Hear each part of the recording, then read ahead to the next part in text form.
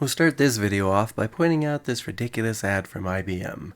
I'm really only going to read the first few sentences. It says, how serious is IBM about Windows NT?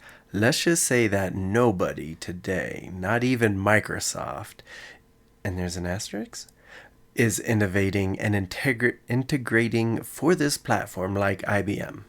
In the last 6 months, we've optimized 8 powerful software functions for Windows NT, blah blah blah. Okay, so I guess the asterisk is just to point out that Microsoft is the trademarks of Microsoft Corporation. Well, the real reason for the video, I thought this was interesting, the pumping up your server article. It too is very blue. This is part of a greater RAID article, but I'm just going to read this section.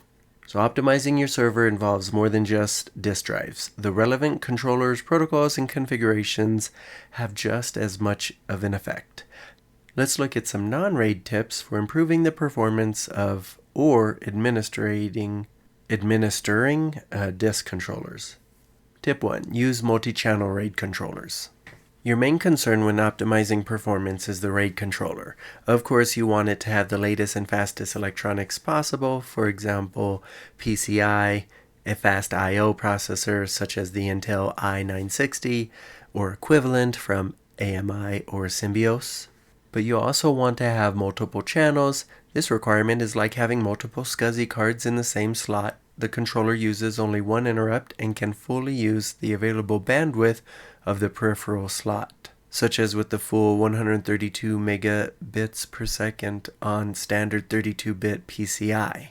Multi-channeling provides the advantages of controller duplexing without the costs usually associated with it, because you can use all channels with common circuits for optimal performance.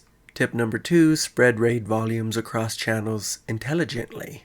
Using multiple channels effectively means spreading your RAID volumes across them in a way that maximizes your use of available bandwidth.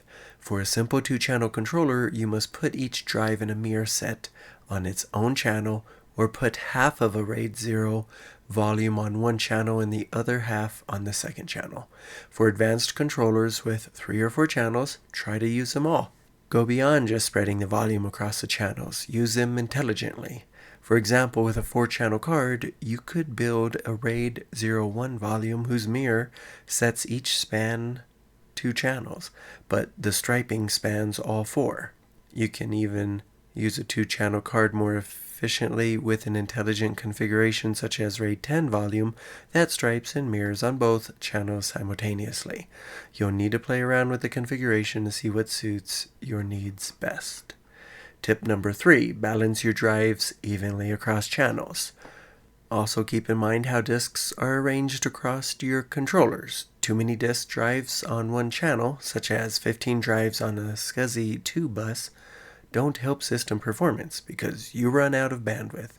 In addition, just as with adding CPUs to the system, you reach a point of diminishing returns on performance enhancement. Each drive results in less of a percentage growth. Ideally, from 1 to 2 drives, 50%, 2 to 3, 33%, 3 to 4 is 25%. Without enough drives, you aren't using all your controller's single-channel performance. The just right level is when you balance drives evenly across channels. Tip number 4 is choose high-speed disk drives. So when setting up a disk subsystem, either for upgrade or a new system, consider the speeds of the physical devices you use. The new 4 GB and 9 GB drives are faster than the old 2.1 GB ones, such as the new 10K RPM Cheetah drives from Seagate, with higher revolutions per minute and greater burst transfer rates. Kids in 2023 probably have no idea what disk drives we're talking about here. Tip number 5, use an online configurable controller. These controllers improve disk subsystem uptime and manageability by letting you dynamically change your disk layout without powering down the server or even taking the disk volume offline. For example, you can extend a RAID 5 volume's capacity by adding more drives while it's actively running a database application. A performance hit will occur as the controller rebuilds the volume, but the system remains online.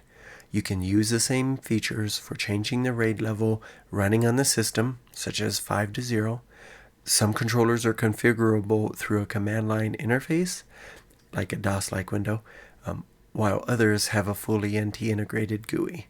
Both alternatives are better than booting the server into the card's firmware, but Windows standard administration software can make your life a little easier. So yeah, this magazine, it is like one long advertisement for Microsoft. And we'll end this video with another good one.